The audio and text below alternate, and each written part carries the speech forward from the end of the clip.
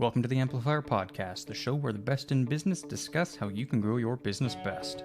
I'm Wyatt McPherson, I produce this show, and this episode Don Cooper is joined by the ambassador of hope himself, Andre Norman. Andre will be with us for 3 episodes where they discuss how truly anyone can turn their life around, the racial issues that still heavily impact American society, as well as what we can all do to help. I truly mean it when I say that Andre's story and his mission are some of the most inspiring out there, so make sure you subscribe so you don't miss the next 2 episodes with Andre. As always, I truly do hope you enjoy this episode of the Amplifier Podcast. Now please take it away, Don. Welcome everyone to the next episode of the Amplifier Podcast. I'm your host, Don Cooper, with my co-host, Mr. Wyatt McPherson. Today we have my pal, and someone I really admire and look up to, Mr. Andre Norman. He is the ambassador of hope. We're going to talk today about his journey from going from prisoner into becoming a professor and his mission in life now as a result of that whole experience that he has gone through. Mr. Norman, how are you, buddy? I'm doing wonderful. It's a little bit cold today, so I got my coffee, but what's life without a little bit of cold?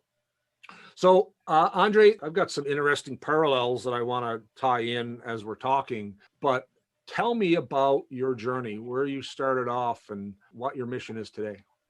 Well, my journey, I grew up in Boston, Massachusetts. I went through a lot of issues with my mom and dad in the house with domestic violence. Went through a lot of issues going to school. I went to school during the busing era, where Black kids and white kids were forced to go to school together during integration. So we had to fight through that and struggle through that. Had to go through my dad leaving the house because him and my mom just couldn't get along anymore, and she had had enough. So single mom, 6 kids living in the city, bouncing around, going to public schools, stressed out. I found out in the 3rd grade I'm illiterate, so I don't read and write well. And back then, still to this day, if you're a little poor Black kid, rather if you're a support kid, you can't read and write. You got a thing called a dummy class. They just put you at the end of the hall and they close the door. Luckily for me, a teacher intervened and she took me out of that class. She said, you just learn differently. She took the time to teach me my learning style. I get to middle school, I'm doing okay. I find out I'm poor and dad's not building ice sleds in the backyard and we're not putting up Christmas trees. We're just poor. So people make fun of poor kids. It's hard, it's tough, it sucks. And so I started hustling in the street to make money so I didn't have to be perceived as poor. I could wear nice clothes. I could pay for my own lunch. I could go to the movies. I'm still poor, but I'm pretending not to be poor. And that became like the theme of my life. Let me pretend not to be. And then when I got to high school, I used to be in a band. And I was a really, really great trumpet player. I still own to this day, this is my little trumpets in my thing. And I was like a really, really good trumpet player. And my friends convinced me not to play the trumpet because it wasn't cool. So I gave up playing the trumpet. And I tell people, growing up poor, without a dad, living in the hood, all that is bad. But trying to grow up without a dream is impossible.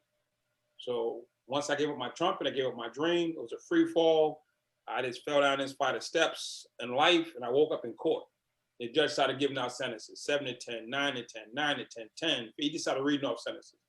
At the end of it was 100 years. Wow. I couldn't count that high. Again, I went to public school. I get to the prison. How old were you when that happened? 18. 18, and you got 100 years worth of sentences. Yeah. When I got to the prison, it was a reunion of all my friends from the dummy class, from the principal's office, from juvie. It was just like, I knew too many people there day one. And I just got in where I fit in and I started running with the crowd. And now I'm running with the mob. And if you've ever run in a mob, you don't know where you're going or where you're going to end up, or what you're going to step on next. So, and I just, for 6 years, just participated in madness. Till I woke up one day and said, this is stupid. I don't want to be here. I can do better. I remembered my teachers always trying to tell me, Miss Oliver, Miss Lane, Miss Bevilacqua, Miss McDonald, Mr. Solis, I can go down the list. All the teachers who told me how great and how smart and how intelligent I was. I decided to go their route instead of the route I was on because it wasn't getting me anywhere. And I set a goal for myself, to go to Harvard and become successful.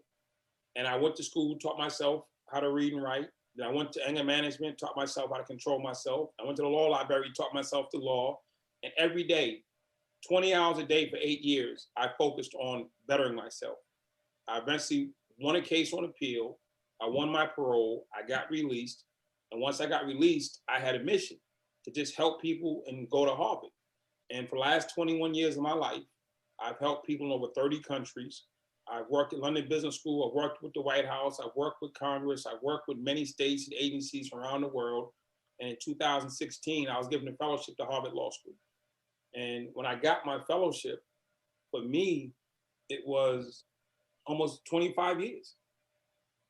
It was 25 years of not quitting.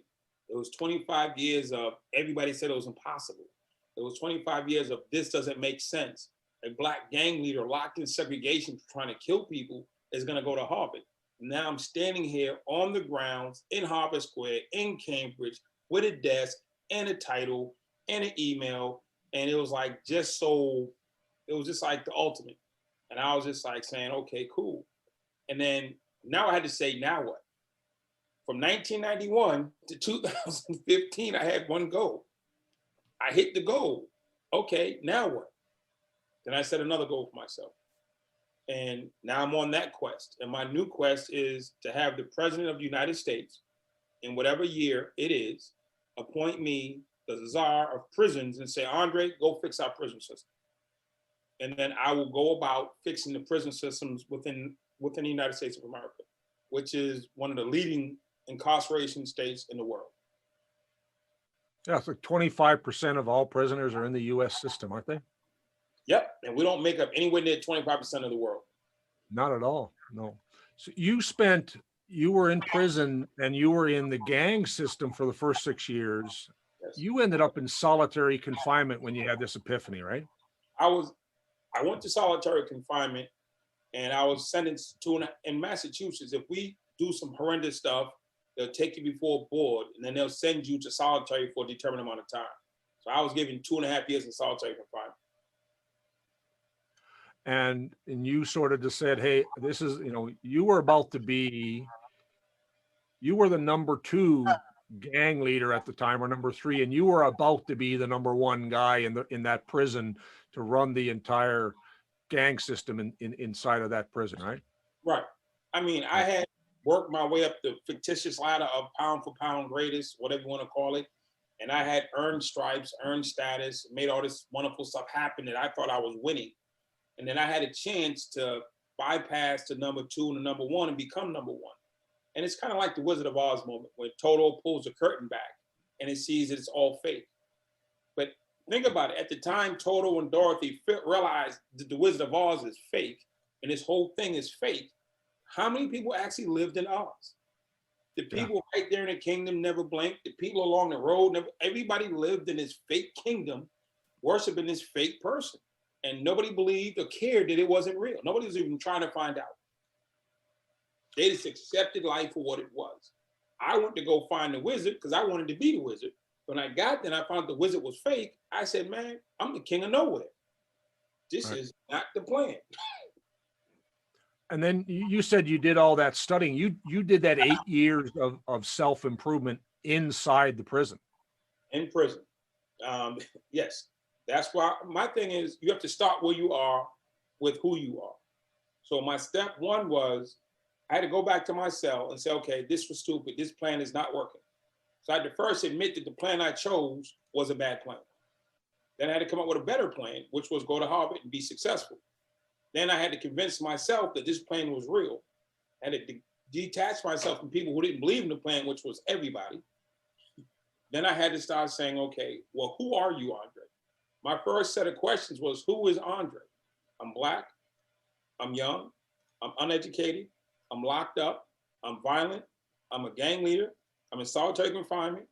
I just made a list of all the things that I was. I'm short-tempered, I have no patience, and I don't reason well. I just made a whole list of who and what I really was in that moment. Not who my mother thought I was, not who my grandmother thought I was, or my girlfriend. Who is Andre Norman? I wrote it all down. I said, that's what I need to fix. What on this list can't go with me to that place? And I started working. And the guy with a 100-year sentence couldn't go. The guy with a propensity to stab people couldn't go. The guy who was, one-sided couldn't go. The guy who didn't listen couldn't go. The guy who carried knives couldn't go. So I had to work The guy, I had to work on that list. The guy who couldn't read, I can't be illiterate and go to Harvard, not working. I had to fix what was really on that list. And once I fixed it, then I put myself in position. There was no guarantee, but I put myself in position to go. Right.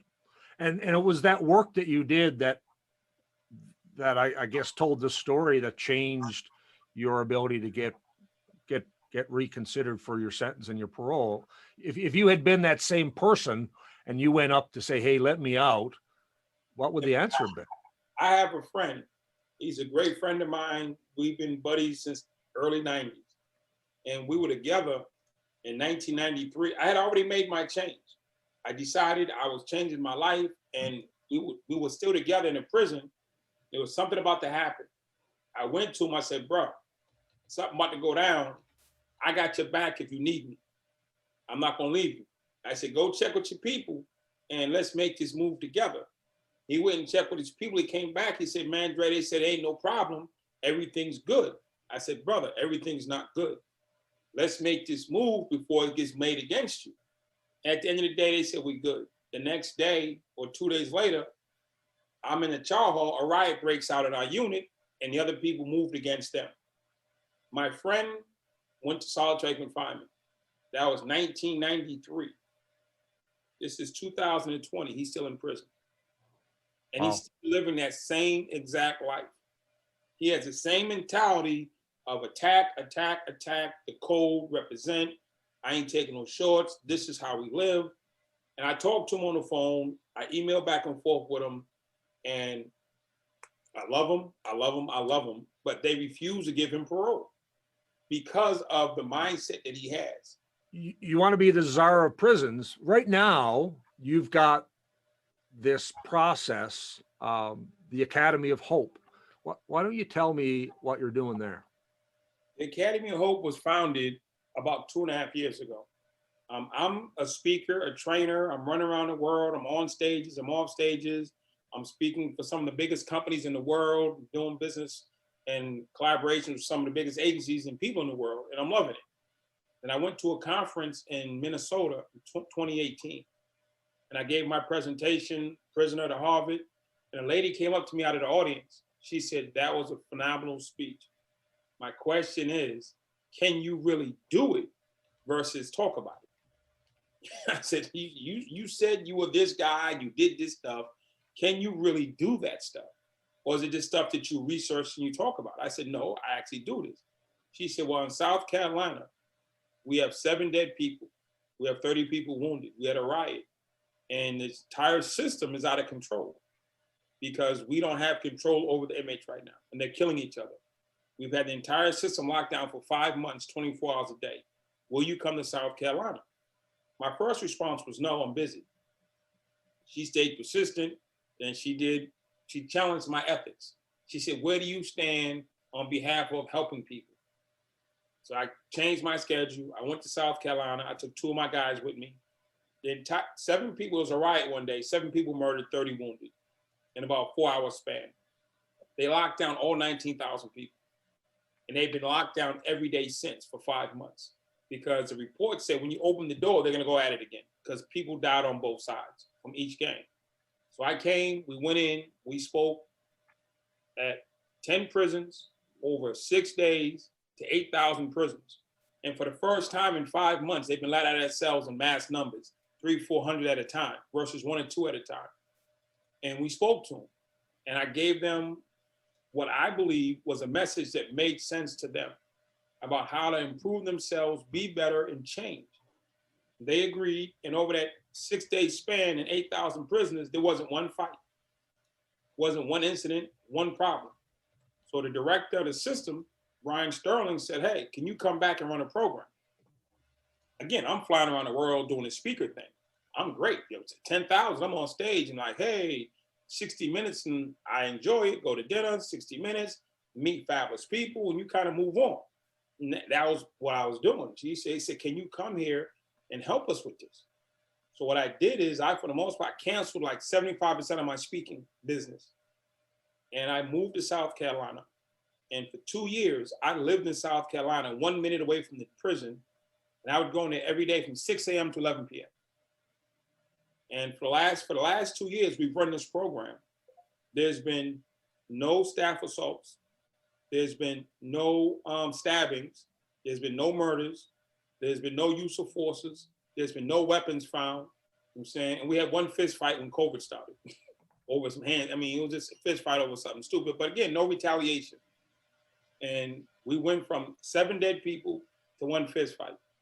And it was probably 2 weeks ago in another unit, not our unit, there was a guy, one of the inmates jumped on a lieutenant and started stabbing him and was trying to kill him for whatever reason. He pinned him to the floor and he was trying to kill him.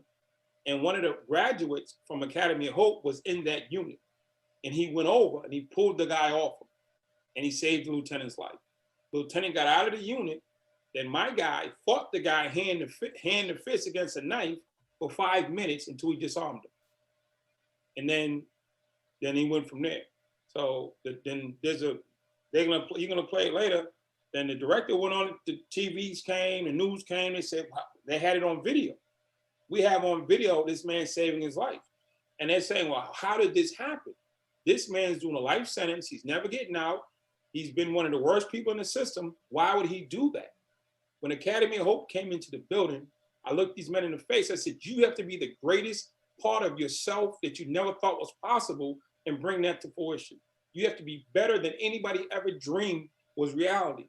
And I challenge them to be the greatest part of themselves and to do things that were above and beyond anybody's expectation. We set our own standards. Not fighting wasn't enough. Not stabbing each other wasn't enough. He saw a man being murdered and he said, this isn't right. And he stood in. The fact that that man was a staff member didn't matter. 2 years ago, I saw a man getting murdered and said, that's none of my business. Well, that's a staff person. I'm glad he's getting stabbed. That was the old self, the unchallenged self. The challenged person said, no, that's wrong. And I'm going to step in, even if it means I die. And he took the stand and he saved a man's life. And he got stabbed 5 times in the process, but he stood for what he believed in and was willing to die for what he believed in. It wasn't so much about the CO, it was about what was right. And we're trying to take that program and to other facilities, because I have the most violent offenders in South Carolina in my unit, all the gang leaders and influencers, and we're teaching them to be leaders on a whole nother level that nobody thought possible. It's interesting when you talk about what happened there. It's, it has so many parallels in business with people who need to speak up and intervene when they see something. There's so many business cultures where people won't step up. They'll see things that are wrong and they'll let it happen because they won't step in because they don't want to be vulnerable. They don't want to get involved. I mean, that's an extreme example where you get in and put your own life at risk, but there's so many parts of culture in organizations where the ability to rise above what is expected and intervene is such an important part of growth, isn't it?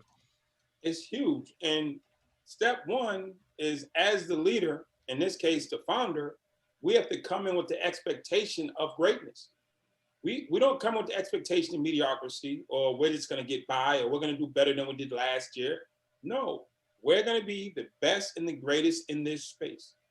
The fact that we're offenders or criminals or doing life sentences or gang leaders or influencers or bad people yesterday is irrelevant. I'm not talking about who you were yesterday. Who are you going to be today? This is who we drew a clear picture of who we wanted them to be today and got them to believe in that. So as the leaders, we have to set an expectation and a standard that we want them to live up to. And then we can then hold them accountable and help them walk that ladder till they get to that place. We just can't say, well, they'll figure it out. They know right from wrong. There's right from wrong, and then it's like, hey, it's none of my business. So within companies and cultures, starts with leadership. Leadership has to say, this is what we want and be clear about that.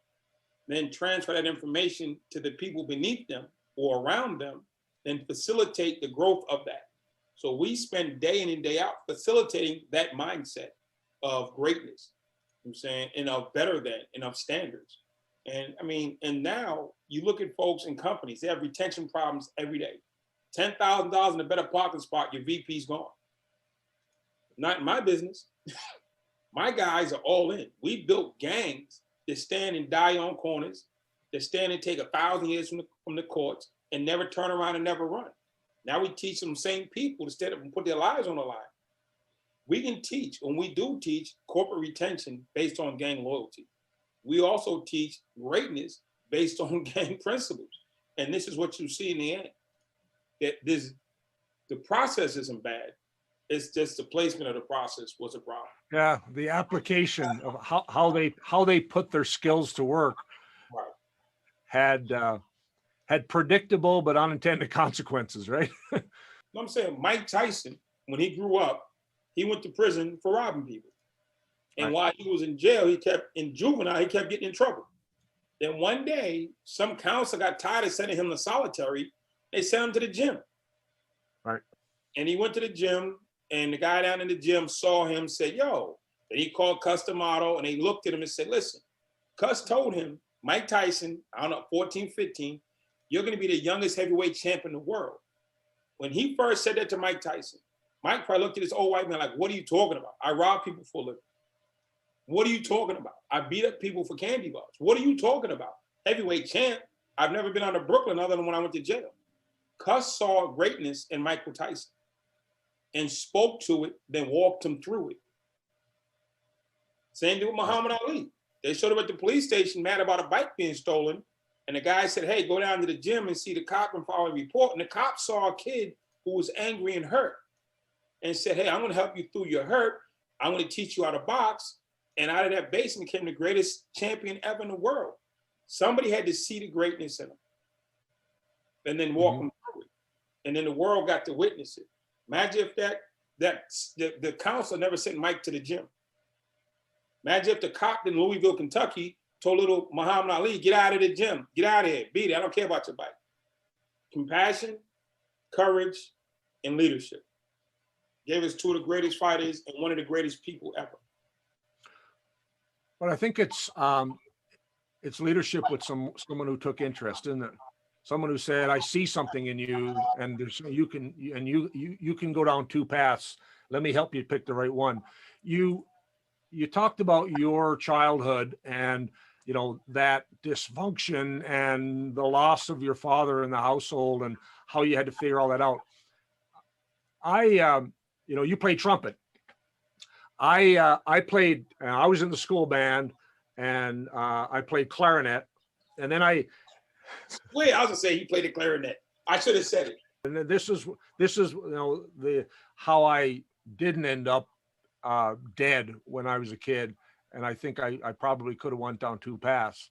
I lost my father at 13. He left the house because he died, and my mom was a single mom, and there was four of us. And mom was a young lady at the time, 36. She had four children, 9 through 19, and she was lost and depressed, and so she became absent for a while. Not physically, but mentally, she just wasn't there. And I started to get, into not so much drugs, but a lot of alcohol. And I kind of was going off the rails at age 13, 14. But one thing that happened for me that saved my life, in my opinion, is my brother and my sister were in something called Army Cadets. And so I joined it. And there was some other things that went on in my life with abuse that no one knew about at the time. And I joined Army Cadets.